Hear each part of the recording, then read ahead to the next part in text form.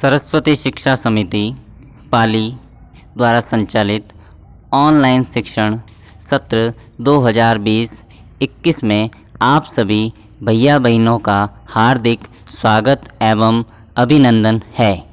कक्षा अष्टमी, विषय हिंदी, अध्याय 2, लाख की चूड़ियाँ, भाग 4।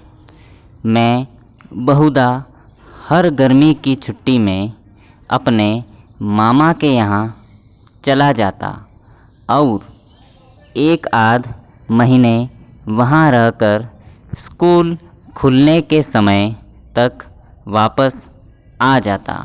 परंतु 2-3 बार ही मैं अपने मामा के यहाँ गया होऊंगा।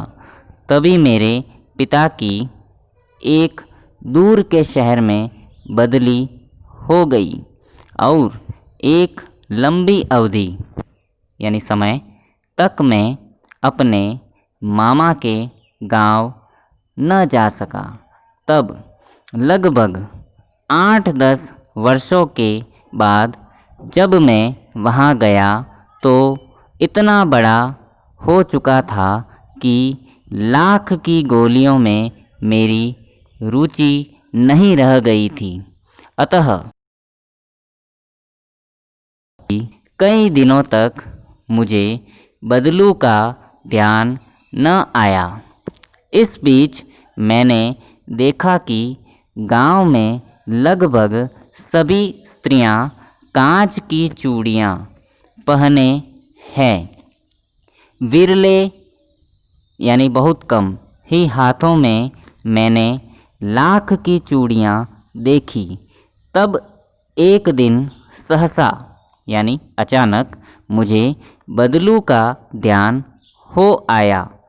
बात यह हुई कि बरसात में मेरे मामा की छोटी लड़की आंगन में फिसलकर गिर पड़ी और उसके हाथ की कांच की चूड़ी टूटकर उसकी कलाई में घुस गई और उससे खून बहने लगा। मेरे मामा उस समय घर पर न थे। मुझे ही उसकी मरहम पट्टी यानी प्राथमिक उपचार करना पड़ा। तभी सहसा मुझे बदलू का ध्यान हो आया और मैंने सोचा कि उससे मिल आऊं। अतः शाम को मैं घूमते घूमते उसके घर चला गया। बदलू वही चबूतरे पर नीम के नीचे एक खाट पर लेटा था। नमस्ते बदलू काका, मैंने कहा। नमस्ते भैया, उसने मेरी नमस्ते का उत्तर दिया और उठकर खाट पर बैठ गया। परंतु उसने मुझे पहचाना नहीं और देर तक मेरी ओर निहारता रहा, मुझे देखता रहा। मैं हूँ जनार्दन काका, आपके पास से गोलियाँ बनवाकर ले जाता था। मैंने अपना परिचय दिया।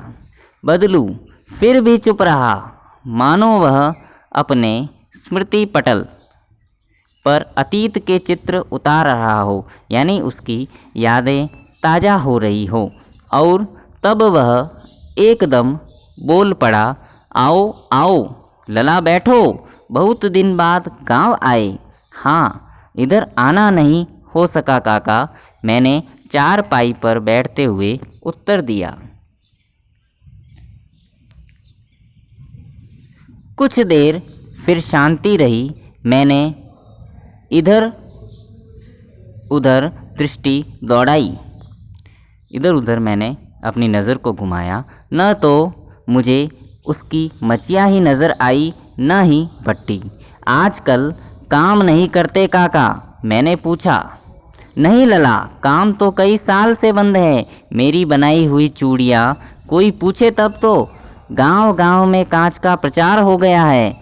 वह कुछ देर चुप रहा, फिर बोला, मशीन युग है ना यह लला। आजकल सब काम मशीन से होता है, खेत भी मशीन से जोते जाते हैं, और फिर जो सुंदरता कांच की चूड़ियों में होती है लाख में कहाँ संभव है। लेकिन कांच बड़ा खतरनाक होता है, बड़ी जल्दी टूट जाता है। मैंने कहा, नाजुक तो फिर होता ही है लला। कहते कहते उसे खांसी आ गई और वह देर तक खांसता रहा। मुझे लगा उसे दमा है, एक श्वास संबंधी बीमारी दमा। अवस्था के साथ साथ उसका शरीर ढल चुका था। उसके हाथों पर और माथे पर नसें उभर आई थी। जाने कैसे उसने मेरी शंका भांप ली और बोला, दमा नहीं है मुझे, फसली खांसी है। यहीं महीने 2 महीने से आ रही है, 10-15 दिन में ठीक हो जाएगी। मैं चुप रहा। मुझे लगा उसके अंदर कोई बहुत बड़ा दुख है जो उसे अंदर ही अंदर कि इस मशीन युग ने कितने हाथ काट दिए हैं, न जाने कितने लोग बेरोजगार हो गए हैं। कुछ देर फिर शांति रही जो मुझे अच्छी नहीं लगी। आम की फसल अब कैसी है काका? कुछ देर पश्चात मैंने बात का विषय बदलते हुए पूछा। अच्छी है लला, बहुत अच्छी है, उसने लहक कर उत्तर दिया, खिलखिलाकर उत्तर दिया और अंदर अपनी बेटी को आवाज़ दी, अरे रज्जो, लला के लिए आम तो ले आ। फिर मेरी ओर मुखातिब होकर बोला, माफ़ करना लला, तुम्हें आम खिलाना भूल गया था। नहीं नहीं काका, आम तो इस साल बहुत खाए हैं। वाह वाह, बिना आम खिलाए कैसे जाने दूंगा तुमको।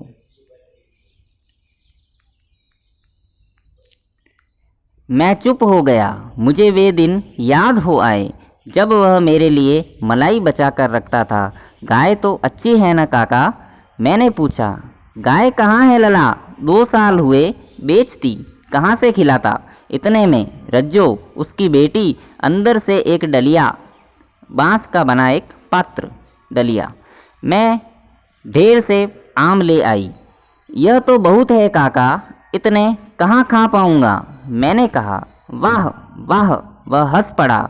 शहरी ठहरे न, मैं तुम्हारी उम्र का था तो इसके 4 गुने आम एक बगत में खा जाता था। बगत यानी वक्त। आप लोगों की बात और है, मैंने उत्तर दिया। अच्छा बेटी, लला को 4-5 आम छाट कर दो, सिंदूरी वाले देना। देखो लला कैसे है। इसी साल यह पेड़ तैयार हुआ है। रज्जो ने 4-5 आम अंजुली में लेकर मेरी ओर बढ़ा दिए। आम लेने के लिए मैंने हाथ बढ़ाया तो मेरी निगाह एक क्षण के लिए उसके हाथों पर ठिठक गई। गोरी गोरी कलाइयों पर लाख की चूड़ियाँ बहुत ही फब रही थी, शोभा दे रही थी।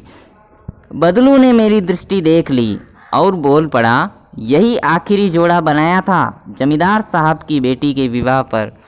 10 आने पैसे मुझको दे रहे थे, मैंने जोड़ा नहीं दिया। कहा, शहर से ले आओ। मैंने आम ले लिए और खाकर थोड़ी देर पश्चात चला आया। मुझे प्रसन्नता हुई कि बदलू ने हार कर भी हार नहीं मानी थी। उसका व्यक्तित्व कांच की चूड़ियों जैसा न था कि आसानी से टूट जाए। श्री कामतानाथ का यह अध्याय हमने पढ़ा।